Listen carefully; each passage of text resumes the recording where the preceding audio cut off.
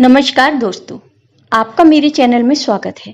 आज मैं आपको पूर्णिमा की कथा सुनाने जा रही हूँ। अगर आपको ये कथा पसंद आए तो कमेंट बॉक्स में कमेंट करके जरूर बताइए। साथ ही अगर आपने अभी तक मेरे चैनल को सब्सक्राइब नहीं किया तो सब्सक्राइब कर लीजिए और बेल आइकॉन पर क्लिक जरूर कीजिए, जिससे हमारे वीडियो के नोटिफिकेशन आपको मिलते रहें।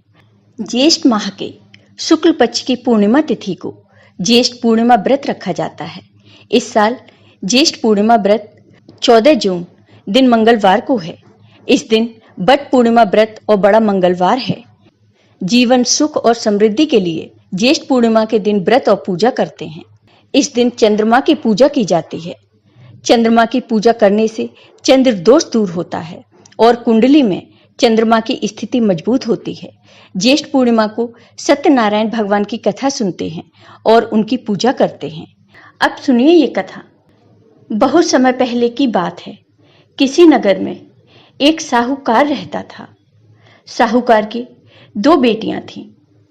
दोनों बेटियां पूर्णिमा का व्रत रखा करती थीं, लेकिन छोटी बेटी हमेशा उस व्रत को अधूरा रखती और मन लगाकर पूजा पाठ नहीं करती थी, और दूसरी बेटी हमेशा पूरे मन लगाकर श्रद्धा के साथ व्रत को पूरा किया करती थी। समय बीतता है और साहूकार की दोनों बेटियों का विवाह हो जाता है। विवाह के बाद बड़ी बेटी, जो कि पूरी आस्था के साथ व्रत रखा करती थी, उसने बहुत ही सुंदर और स्वस्थ संतान को जन्म दिया, जबकि छोटी पुत्री, जो मन लगाकर व्रत नहीं रखती थी और पूर्णिमा का व्रत अधूरा छोड़ देती थी, उसके संतान होते ही मृत्यु को प्राप्त हो जाती थी। वह काफी परेशान रहने लगी। उसके साथ साथ उसके पति और उसके ससुराल वाले भी परेशान रहने लगे।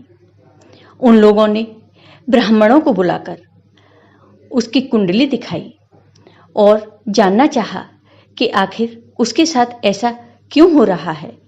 विद्वान पंडितों ने बताया कि इसने पूर्णिमा के अधूरे व्रत किए हैं, इसलिए इसके साथ ऐसा हो रहा है। तब ब्राह्मणों ने उसे व्रत की विधि बताई। वह पूर्णिमा का उपवास रखने का सुझाव दिया। इस बार उसने विधि पूर्वक व्रत रखा, लेकिन इस बार संतान जन्म के पश्चात कुछ दिनों तक ही जीवित रही और फिर वह मृत्यु को प्राप्त हुई। उसने मृत शिशु को पीढ़े पर लिटाकर उस पर एक कपड़ा रख दिया और अपनी बहन को बुला लाई। छोटी बहन ने बैठने के लिए अपनी बहन को वही पीड़ा दे दिया। बड़ी बहन पीढ़े पर बैठने ही वाली थी कि उसके कपड़े के छूते ही बच्चे के रोने की आवाज आने लगी। उसकी बड़ी बहन को बहुत आश्चर्य हुआ। तब उसने अपनी छोटी बहन से कहा कि तू अपनी ही संतान को मारने का दोष मुझ पर लगाना चाहती थी। अगर इसे कुछ हो जाता तो क्या होता? तब छोटी बहन ने कहा कि दीदी, यह तो पहले ही मरा हुआ था। आपके प्रताप से ही यह जीवित हुआ है। बस फिर क्या था? पूर्णिमा व्रत की शक्ति का महत्व पूरे नगर में फैल गया और नगर में पूर्णिमा का व्रत विधि विधान से करने का ढिंडोरा पिटवा दिया गया। अब बड़ी बहन के साथ साथ पूर्णिमा का व्रत करने से छोटी बहन को भी संतान का सुख मिला और सब लोग सुखी पूर्वक रहने लगे। पूर्णिमा के दिन भगवान सत्यनारायण की कथा करा सकते हैं। सत्यनारायण को भगवान विष्णु का ही रूप माना जाता है। इस दिन आप देवी लक्ष्मी की भी पूजा अर्चना कर सकते हैं। इनकी पूजा करने से घर धन संपदा से परिपूर्ण होता है। धार्मिक मान्यताओं के अनुसार इस दिन दान पुण्य करना बहुत फलदायी होता है। अगर आप ज्येष्ठ पूर्णिमा के दिन ब्राह्मणों को सफेद कपड़े, चीनी, चावल, दही, चांदी की वस्तु, मोती आदि का दान करते हैं तो आपकी कुंडली में चंद्रमा मजबूत होगा। इससे आपके जीवन और घर में सकारात्मकता आएगी। आपको बता दें कि ज्येष्ठ पूर्णिमा के दिन शादी योग पड़ रहा है। ऐसे में मांगलिक कार्य करने के लिए भी यह दिन शुभ है।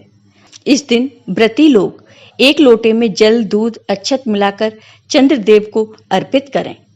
आपको ये वीडियो पसंद आया हो तो कमेंट बॉक्स में कमेंट करके जरूर बताइए। साथ ही मेरी वीडियो को ज़्यादा से ज़्यादा शेयर करिए। धन्यवाद।